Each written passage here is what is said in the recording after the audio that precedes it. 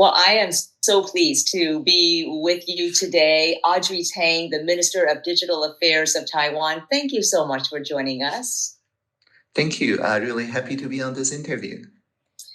You know, I have so admired all the things that I've read about you and the way that you lead. And I know that in addition to your current role, you have held several positions across both public and private sectors.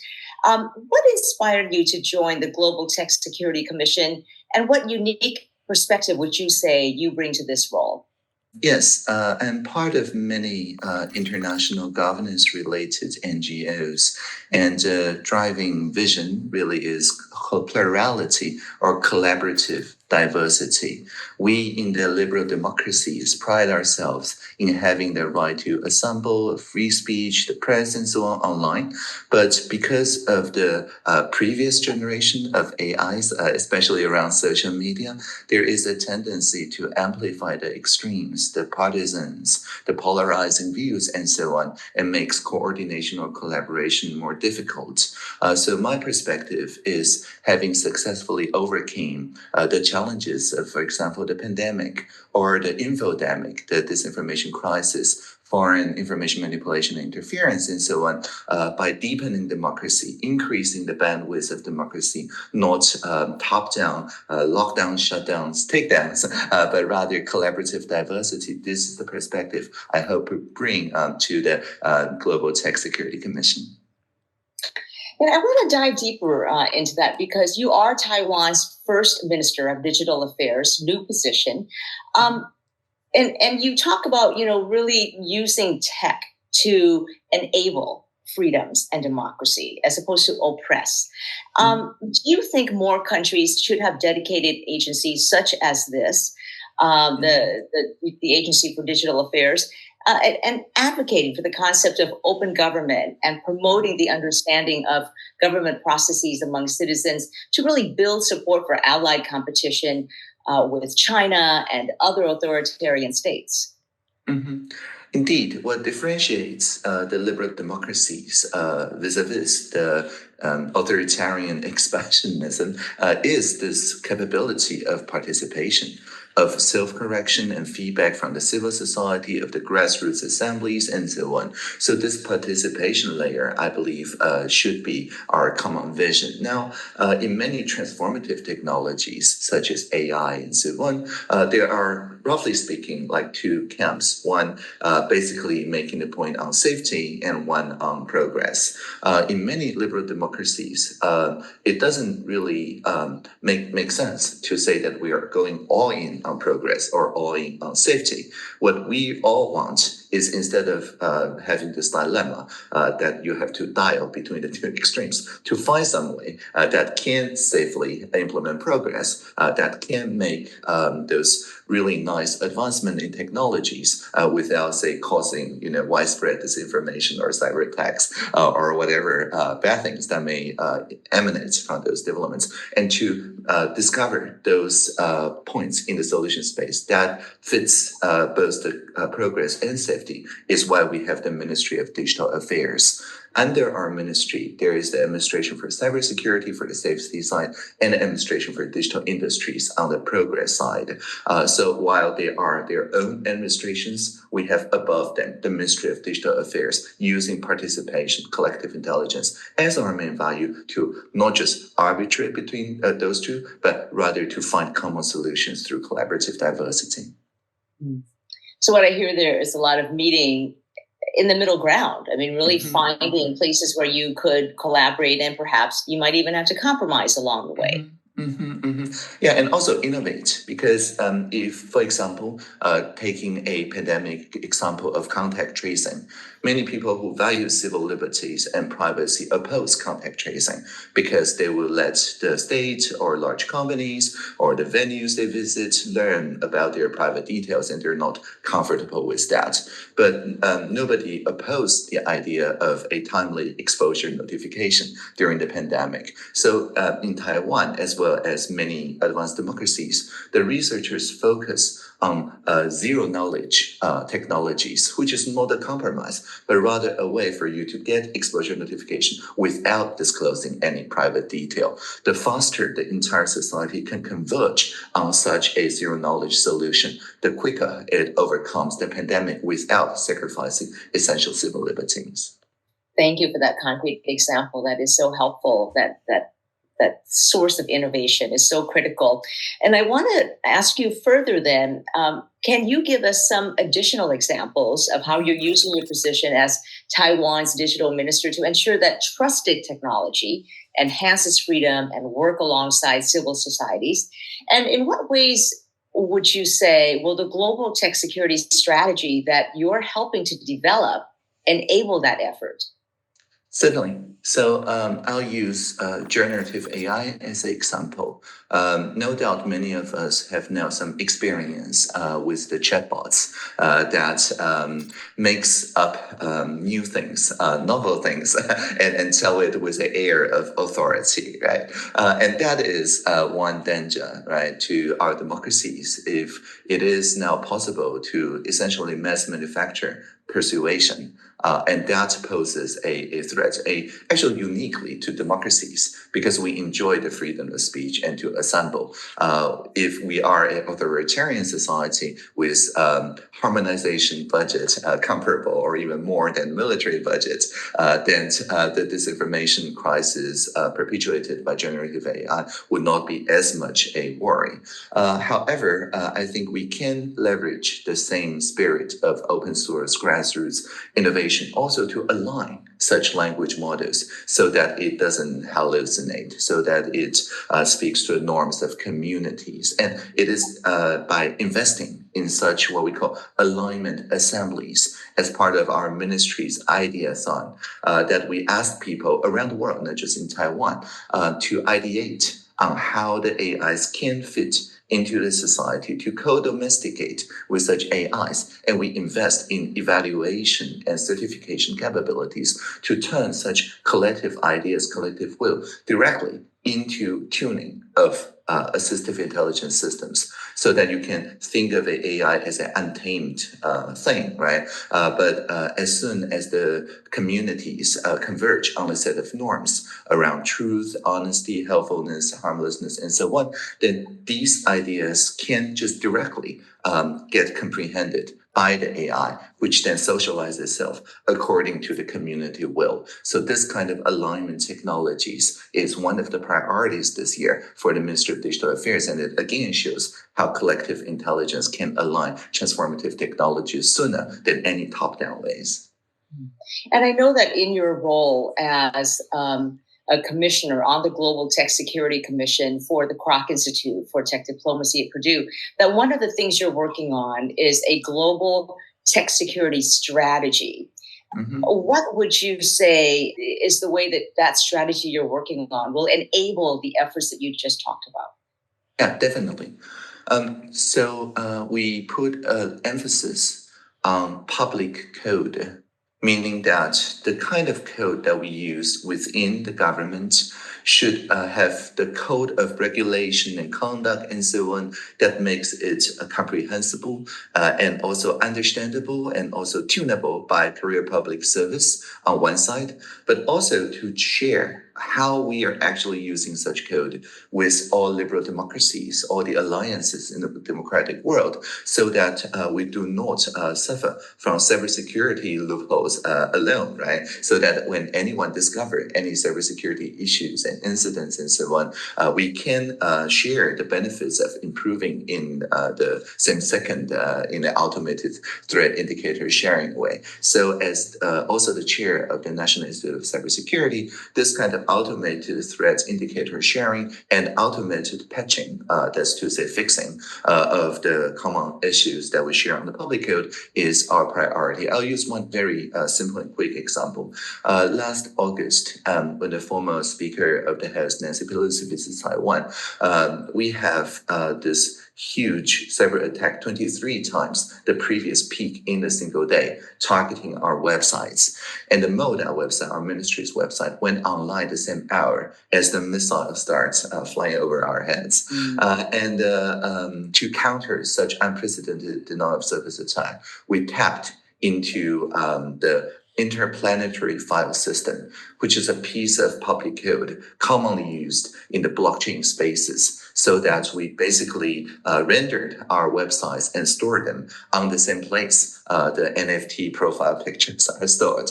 And it turns a kind of weakness situation, because we have limited resource compared to the adversary, into a advantageous situation. Because after we did that, to take us down, you will also have to take down the entire NFT profile picture, including the Bored Apes Yacht Club and everything. And by sharing in this common infrastructure of public code, we improve our resilience. And indeed, as of this year, whatever worked last year no longer works as a way to attack us this year.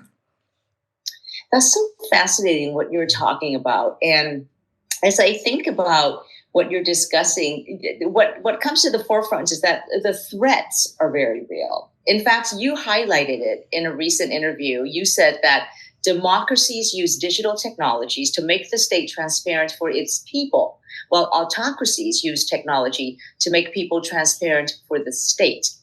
Now, what concerns you most about how technology is currently being used when it comes to important principles like freedom, like security? And what are the major tech sectors that Taiwan can contribute to when it comes to advancing the capabilities of allies and partners vis-a-vis China? So I think currently the convenience of the mobile apps and the convenience of cloud computing sometimes masks the fact that although you can very easily install an app that shares, I don't know, your dancing video or something with your friends, it also shares with the intermediary, the makers of such apps. And even though the makers of such apps may not directly be a part of a espionage or persuasion campaign, the companies hosting that particular computation may also have an interest in either espionage or persuasion, and so on. So there's a saying that there's no cloud, there's only somebody else's computer. So I think this is very important that we know exactly who else's computer is that, and is that person trustworthy. Now, we see that in the cybersecurity minded people, there is a new trend of switching to like securely encrypted technologies that are decentralized, meaning that nobody's computer control it all, and we can remain assured that whatever content we post will not be censored or tempered, such as on the IPFS. But let's be honest, like the person's actually using IPFS vis-a-vis the person's installing dancing apps, currently still there's no comparison, right? So I think what we need to focus on as part of also of global tech security is to find ways to introduce into everyday citizens' lives this kind of privacy enhancing technologies that decouples private data access with computation. The computation and storage and communication can work instead on encrypted personal data, so that they do not have any surveillance capabilities on those personal data. This is going to be even more important in the future when access to the personal data will enable the kind of targeted persuasion as enabled by generative AI. I would imagine that's probably one of the things you're working on as part of your role on the Global Tech Security Commission. Can you tell us about the GTSC strategy that you are developing? What will it cover? And what do you hope to accomplish? And can you give us a snippet from the discussions you've been having with your fellow advisory council members? Yeah, definitely. And I'd like to use this opportunity to thank my advisory council members who really did all the work. And I'm just this language model, right, that pieces together their insights. One particular thing that stands out, I think, which Taiwan is a unique perspective, is that the idea of resilience is not about increasing defense and assuming that attack will come one day, but rather we are in a place where there are literally millions of cyber attack attempts every day. And so our main advice in this perspective is what we call assume breach. That's to say, assume that there are already entire components, supply chains, technology stacks that are already compromised by authoritarian expansionists. Now, if you to take that as an assumption instead of a defense mindset, you would instead invest in a plurality of vendors. For example, we would encourage, as part of our strategy advice, that people invest in zero trust network architectures to purchase the identity verification, device verification, behavior analysis identification from 3 different vendors, ideally from 3 unrelated technology groups, so that the adversary, even if we assume that they have compromised one of the 3 layers, the other 2 layers will stop their attempts and also make them force their hand to review the zero-day exploits they have. But if we over-concentrate on the same public cloud vendor or the same identity vendor or the same satellite vendor and put all our eggs into one basket, then that creates a choke point that adversary can very easily target through military or non-military market means. And so I think that our advice is invest in plurality of not just vendors, but in a way that is interoperable among the vendors and also the civil society members. That's a fascinating approach. I haven't thought about that. Thank you for sharing that. A final question for you. How would you describe the ideal U.S. trusted private sector partner, and how can they help your efforts in areas like developing tech talent, boosting R&D, accelerating commercialization in your key tech sectors, and also building global tech trust networks? Yeah, I think the founding ideas of the internet, a interoperable network of networks, that is the main vision. And I think it is a really American experiment. I mean, we still have the ASCII and the A stands for America. And this really is a radical experiment in making sure that the innovators do not need the permissions from anyone to start innovating. But of course, once those innovations start to spread on the public internet, there needs to be norms that need to be honored. So the first thing is this community norms alignment. Any US company that makes any technology necessarily start from these problems they're seeking to solve, the norms around their community. But for the technology to be adopted willingly by the Taiwanese population, and it feels natural to solve the local needs, there's an adaptation, alignment process that they need to go through. For example, in 2015, the American company Uber introduced UberX in Taiwan, and we run a collective intelligence process using the POLIS technology, again, a US technology, to say, it's okay to have surge pricing, but not undercutting existing taxi meters. It is okay to make more people joining ride sharing, but it's not okay to serve only the urban areas, but not the rural areas. Mm-hmm. The local co-ops, unions, and so on also need to enjoy the same privilege. The regulation adjustments that we make for Uber should also make sense for those rural co-ops and so on. So after we adopted this process, Uber also adjusted so that they also require professional driver license to their drivers, insurance, and things like that. So by working with the people, not just for the people, such global multinational companies can be part of our local norm. Uber has been happily Taiwan's Q taxi fleet for many years. And I think a similar process can work with pretty much any global companies from the US. So if I were to summarize what you just said, the ideal US trusted private sector partner would be a company that understands the importance of equality, right? Mm-hmm. And making sure that things are equally accessible mm-hmm. to everyone, not just an elite few. Mm-hmm. Yes, that is correct.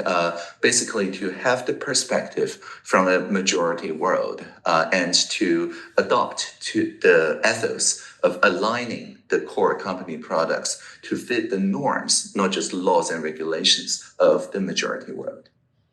Well, that is a wonderful note to end on. Audrey Tang, Minister of Digital Affairs of Taiwan, thank you so much for spending time with us. Thank you. Live long and prosper.